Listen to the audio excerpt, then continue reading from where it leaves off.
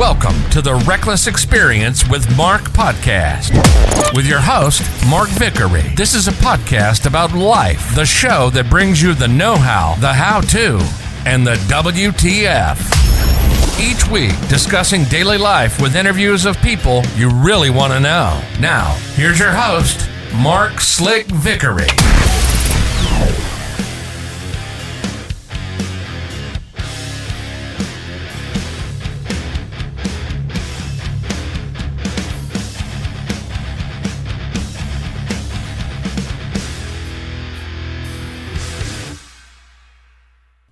Welcome to the Reckless Experience with Mark. I'm your host, Mark Slick Vickery. After a short hiatus, I'm back at it. Today's episode is about things to do on Vancouver Island. And you wonder, why would I want to go to Vancouver Island? Well, Vancouver Island is like the California of the United States. It's the West Coast. Everybody wants to be on the West Coast. There's something that brings people out here. I know. I'm one of them. Off Canada's West Coast, Vancouver Island is the largest island on the Pacific coast of North America. Here we have old growth forest. We have beautiful rugged shorelines. We have many beaches to offer. An endless repertoire of things to do, from hiking to camping to surfing, whale watching. It's one of the few communities where you can ski in the morning, surf in the afternoon, all on the same day. Nice, right? On Vancouver Island, on the southern tip, is a city called Victoria. Victoria is also known as the capital city of British Columbia. So Victoria has much to offer. Cultural attractions, nightlife, dining, shopping, scenic views. It's where the people are, basically. It's one of the higher populated areas of the island. Next up from that would be Nanaimo, and next major city would be Courtenay, and then Campbell River, pretty much where we are. Many small towns spread around Vancouver Island are some of the best places to visit. You'll find most are at a slower pace of life, and you can discover remote lodges even in amongst some of the rainforests we have here. Yes, I said rainforest. And you're like, Mark, rainforests are from South America. No. We have a different type of rainforest up here, but they are rainforests. We have an abundance of wildlife here. Here on our own property, we've seen everything from bears, cougars, deers, rabbits, otters, dolphins, orcas, whales, seagulls, herons, eagles. We even have a pair of eagles that live on the property. There's definitely not a little wildlife here. There's a lot of wildlife here. So in the Comox Valley, mid-east coast of the island, even the deer use the crosswalks in the city of Comox. I know, right? It's like the weirdest thing I've ever seen in my life. And I never believed it until I actually saw it. Kind of cool, actually. The mild coastal climate draws a lot of visitors here every year, all year long. It doesn't matter the time of year. People are always traveling here. I know this because I live at a resort. And we have an abundance of people traveling from all over the world here, which is kind of cool. Vancouver Island is also one of the warmest places in Canada in the winter, except when Mother Nature forgets where the mountains are, and she dumps the heaviest snow I've ever had to shovel in my life. But it's usually gone in a week or less, sometimes the next day. So it's perfect. Although summer is the busy season here, in winter it's not very uncommon to find surfers riding the waves on both the east and west coast of the island. Mostly on the west coast, because Tofino and Ucluit, they have a lot bigger waves out there, especially in the wintertime storm season. So it's definitely the place to be if you're a surfer, for sure. However, if you're a skier, it's also the place you want to be. So you can have the best of both worlds here. Many people kind of move out here and live in their vans. Most are pretty good. I've had a couple encounters with the bad ones here. But, you can't let the bad ones ruin it for all of them. Most of them are good people. And I'm saying that from personal experience. I'm sure there's people out there that have never had bad experiences. And then there's going to be people out there that have always had bad experiences with transient people coming to the island. To each their own. The mountains here are just, honestly, it's speechless. Or I'm speechless with it. It's definitely something out of the norm. When you think mountains, you don't really think about what's here. And I'm going to have to show you. I'm going to have to post videos and pictures on my website for you to understand what I'm talking about. In the Comox Valley, we have our very own glacier. Yes, our very own glacier. Called the Comox Glacier. Google it. It's beautiful. Most visitors to Vancouver Island will start in Victoria. Mainly because the main airport's there. The ferries go to Nanaimo and Victoria. So a lot of people start their trips there, right? There is an airport in Comox, BC at the Air Force Base. Canadian Forces Base Comox is based there. Also, the Search and Rescue School for all of Canada is also there. So there's a lot of activity there. A lot of travelers, of course. Victoria is known as the sound end of the island. Arrival is usually by air or ferry, like I said. A lot of people come from Seattle. There's ferries that go from Seattle to Victoria. They run regularly from Vancouver to Nanaimo. And on the west side of Vancouver Island are towns like Tofino, Port Renfrew. West Coast Trail is one of the biggest attractions over there. And on the east coast of the island, you're looking out over the Salish Sea. There's lots of towns that are, just breathtaking. Ladysmith, Nanaimo, Parksville, Qualicum Beach, Courtney, Comox, Campbell River, Black Creek. There's a lot of really nice places here. Fanny Bay, Union Bay. There's a lot of little places. Definitely, if you're going to plan a trip here, give yourself a couple of weeks. Because honestly, you'll spend a week just in Victoria. Bouchard Gardens, definitely a number one attraction. I highly recommend it. The Victoria Inner Harbor is also one of the most beautiful scenic waterfronts you'll ever see. Across from that is the Fairmont Express Hotel.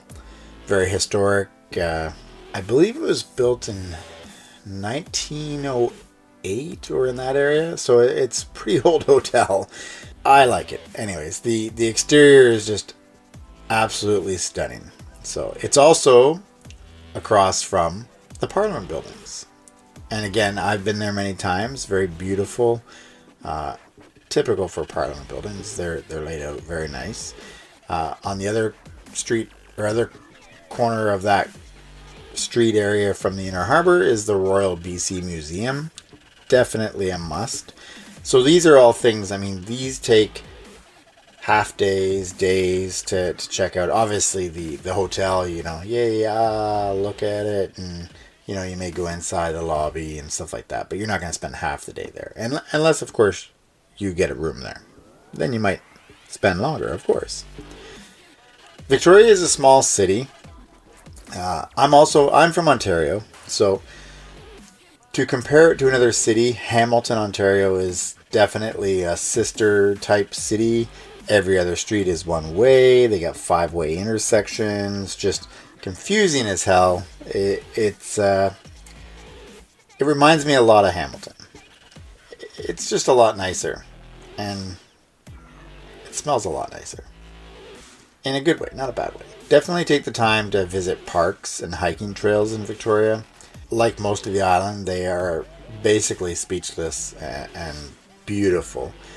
Vancouver Island has many old growth forests, and these are just stunning.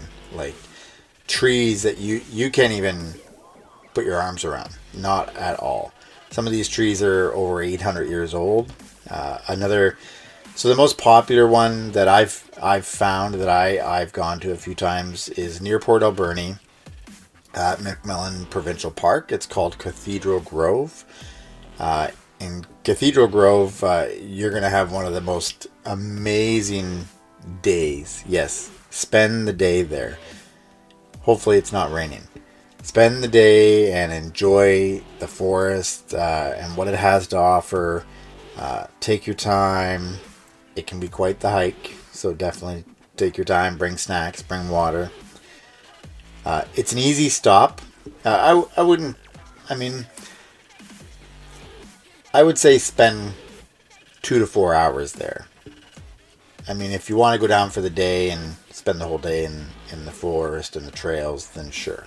And you'll go through it fairly quick, I'm sure. I know I do. I walk fast, so. It's an easy stop on the way to Tofino. Cathedral Grove, it's a stand of towering Douglas firs. So when you look it up on Google, they're 600 to 800 year old Douglas firs, which some of them are up to like 70 meters tall. Like, these are huge trees. Definitely, some of them 8 to 10 meters in circumference. Yes, you heard that right. They're enormous. So you can park on the side of the road. There's a little pull out there you can pull into. Just on Highway 4, which is just off the main island highway.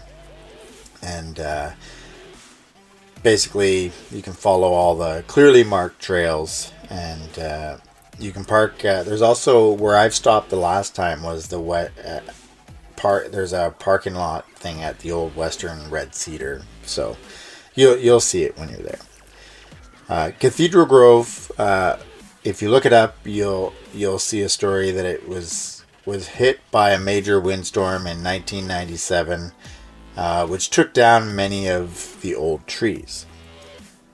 You can see the huge trunks and trees that are now on the ground, which in their own way are impressive, but it just shows you the power of Mother Nature too, right? So there's Eden Grove, there's Big Lonely Doug and Avatar Grove, so there's lots of forest trails and stuff you can go to there. What BC has in its rainforest, though, which is different than many other provinces I've been to with their trails and such, is boardwalks. Yes, I said that. You heard it. Boardwalks, like decking, like you would have on your patio, that goes through, and stairs. So they make it accessible. So you're not trekking through trails and climbing through the bush. You know, they actually make it somewhat civilized, but this also helps keep people on the trail. It keeps people from going off the trails and destroying the environment, which humans tend to do. So this is good. I like that they've done this. Yes, the destruction they've done by making those paths and trails is minimal, though, compared to what it would happen if people made their own trails, right? Everybody would go their own way, and that causes more destruction. So you definitely lots to do down there. So there's a Malahat Skywalk in Victoria, or on your way to Victoria now, on the Malahat. It's the major mountain that you have to go over from Nanaimo to Victoria, and one of the highest spots with the nicest views you can get to. I highly recommend stopping. The next big one would be Pacific Rim National Park, which is Tofino and Ucluit. These are on the west coast of the island. Now, these are small communities. They're remote. The drive, so from where I am, it takes 3 hours to drive one way.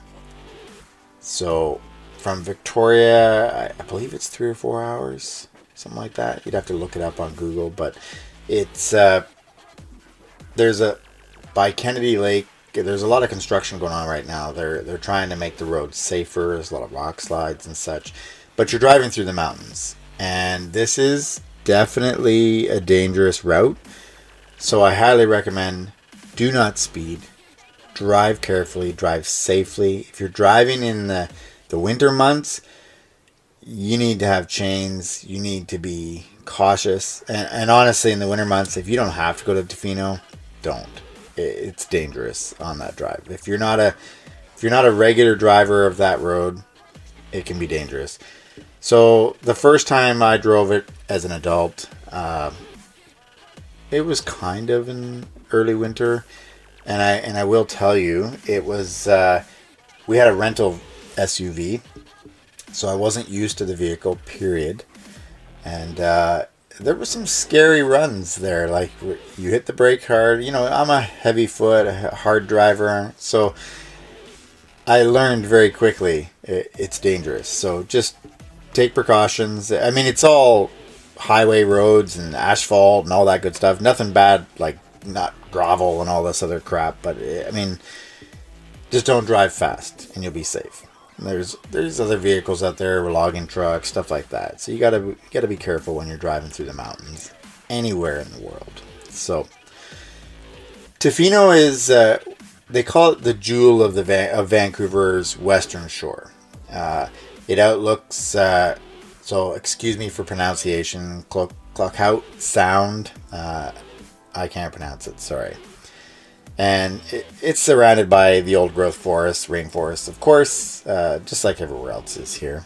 And endless beaches. The west coast of the island and that stretch is one horseshoe beach after another, half moon crescent beaches, right? They're all the way up. Sandy, just amazing.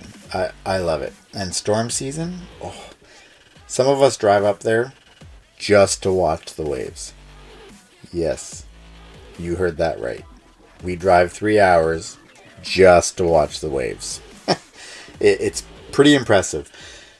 One thing BC has is webcams. 365 days a year. If you do a Google search, British Columbia webcams or Tofino webcams or Comox Valley webcams, they have webcams at a lot of their street lights. In the mountains, in the cities, at the harbors, at the beaches. So you can see these places in real time. And that's awesome.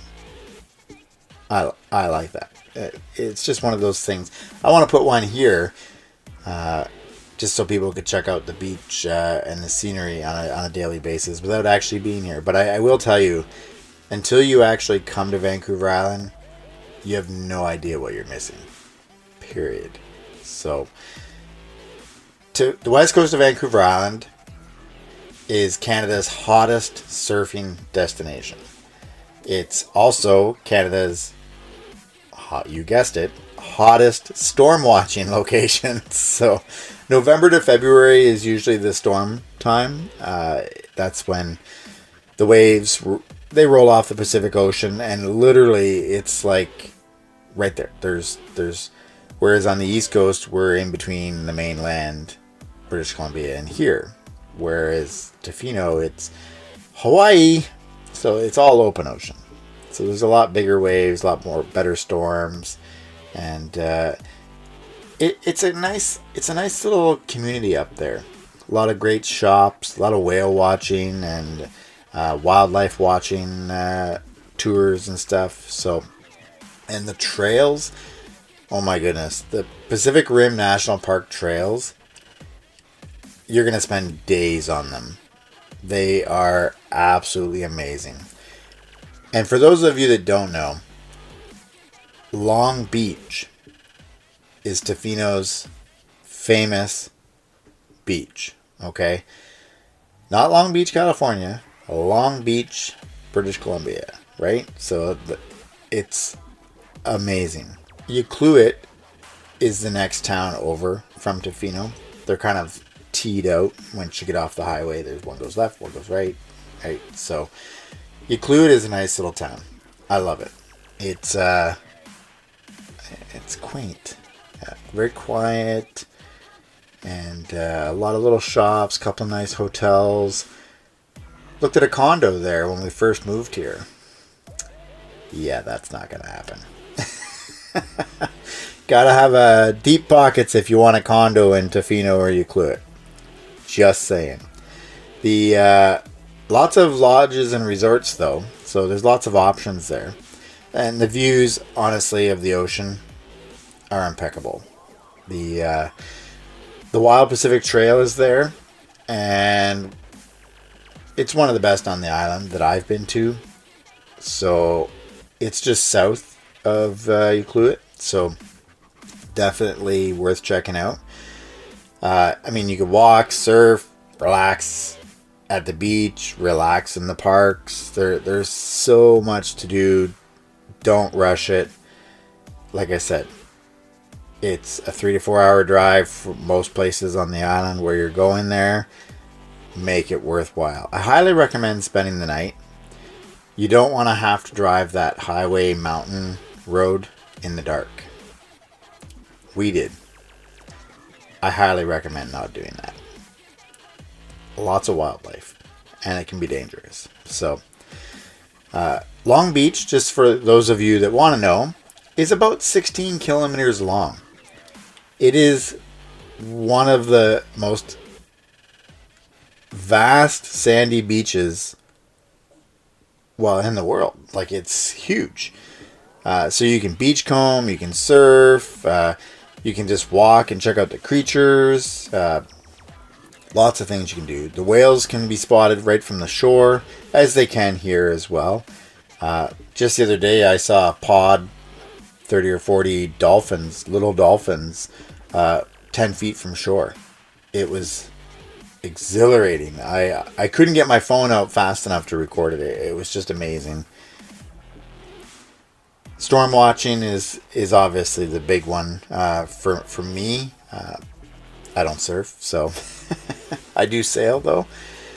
So the other big one, like I said, was Bouchard Gardens.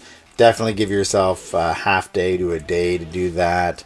I highly recommend going just before supper, like so in between supper and lunch. Then you can enjoy into the evening. If you go in the summertime, obviously you want to go later. Enjoy a nice dinner. They got a nice little restaurant, a couple restaurants there you can eat at. But I highly recommend going in the evening so you can see all the lights. The lights are absolutely... We went at Christmas time, so the lights were fabulous, like unbelievable. It's crazy. It was started about 1904 by Jenny Bouchard, so the grounds have been over a century in the making. Definitely worthwhile. They do fireworks, live music performances, Christmas lights and decor, obviously, in the season. Definitely worthwhile. So, I kind of jumped around there, I know. But on your way to Tofino from the main highway, you're going to pass a place called Coombs. You have the old country market. This is where you're going to see a lot of diamond-shaped stickers on cars with a goat standing on a ledge. Well, that's from there. It's goats on the roof. Their market has grass on the roof. And it has goats that live up there, which is kind of cool. Until you see it, you don't believe it, and you just can't. You can't treasure it in the same way. So, like I said, it's been there for over 30 years. It's not going anywhere. Let's hope. And yeah, definitely. I mean, the restaurants, ice cream, gift shops, fruit and vegetable markets. There's surf shops there. It's definitely worth the stop for sure. You can't go to Tofino and not stop there. Period. And I highly recommend the smoked salmon and the fudge and the beef jerky. Definitely worth. I'll drive there just for that.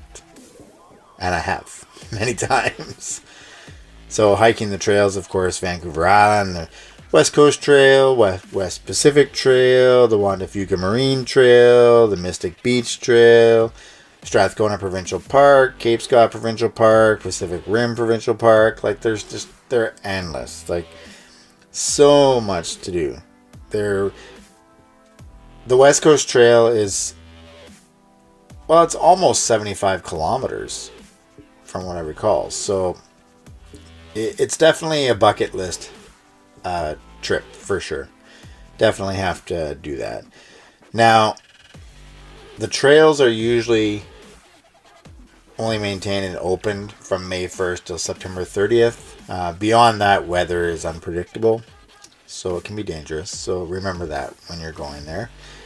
The view, for those of you that have seen the Goonies, and you look out on the ocean and you see a few of the little island mountains that are off the beach, and then you see the pirate ship go by. That's the view you get from the West Coast and the West Pacific Trail from Ucluelet and Tofino. It's exhilarating, and I can't say enough about it. It's also part of the Lighthouse Loop, Big Beach, Browns Beach, Ancient Cedars, Aphrodite Point. There's just so many places to visit. Clayoquot Sound, lots of wildlife there. There's a biosphere reserve there as well. So definitely worthwhile. Whale watching. So it's usually a couple $100 a person to go whale watching. It can be pricey. Usually you need to give yourself 4 to 6 hours to do that. So again, it's in a day on its own outside of meals and so on. They pretty much guarantee they're pretty good. The groups that go out they're pretty good at knowing where the whales are and the wildlife, dolphins, and they go along the shore to see the wolves and the bears and the eagles and such, and the otters. So they're pretty good that way. It's definitely worth the money. Take the time to go for sure. Now, if you go in the summertime, I still recommend on the island going up to Mount Washington. The Alpine Ski Resort there in the summertime, it is gorgeous. Lots of trails, lots of wildlife. They have these gray. So most people know what a blue jay looks like, but we have whiskey jacks, which are like a gray version, kind of almost of it, and they'll come down and land right on your shoulder and on your hand. They're so friendly. It's absolutely amazing. Last time we were up there, we saw 2 bear cubs and their mom walked right up beside us in the car. Scary, but exhilarating, right? So they have a scenic chairlift there, which is, it looks over the water and the mountains. Again, no pictures do this justice. I highly recommend it. If you're a camper, I highly recommend going camping anywhere on Vancouver Island, especially if there's a beach nearby. Definitely worthwhile. So, lots to choose from. French Provincial Park, China Beach, Jordan River Regional Park campgrounds. There's the Living Forest Oceanside Campground and RV Resort. There's Miracle Beach Resort. Like there's Salmon Point, Pacific Playgrounds. Lots around here as well. The serenity of anywhere on the island, it's just unexplainable. It really is. So during your drive up island, down island, depending on where you're going, you'll have lots of little towns you'll stop at. Like, one is famous for its murals, Chemainus. It's famous for its wall murals. When we were there, they had footprints that went around all the town, and you follow the footprints and they lead to the different murals. And I'm talking hundreds of murals. So bring your camera, bring your walking shoes, and stop at all the shops when you're there. It's definitely worthwhile. We found the most amazing bakery when we were there. The sweet treats and the bread. It gave us enough energy to do the whole mural walk again. It was awesome. So definitely worthwhile. And anyways, I could talk all day about Vancouver Island. I tried not getting into too many of the details. It's important that you do this for yourselves. So I'm Mark. This is the Reckless Experience with Mark. We are based here on Vancouver Island, and that's why I'm doing this episode. Basically, I'm telling you to come on out and enjoy Vancouver Island. I'm doing this in my own way, my own free will. It has nothing to do with my sponsors. I'm not being sponsored to do this. I just think if you want to travel somewhere, Vancouver Island is where you should go. Forget about all the hot spots all around the world, Caribbean, Jamaica, Cuba, Mexico, all that. Come to Vancouver Island. It's worth it. Trust me. Mark from The Reckless Experience. You have a wonderful day. Don't forget to like and subscribe and share my podcast. I appreciate everything everyone's been doing to help me on my journey. Have a great day. Thanks for joining us this week on The Reckless Experience with Mark. Be sure to visit our website at www.recklessexperience.com, where you can subscribe so you'll never miss a show. Make sure to subscribe, rate, and review the podcast. And be sure to tune in next week for our next episode, The Know-How, The How-To, and the WTF.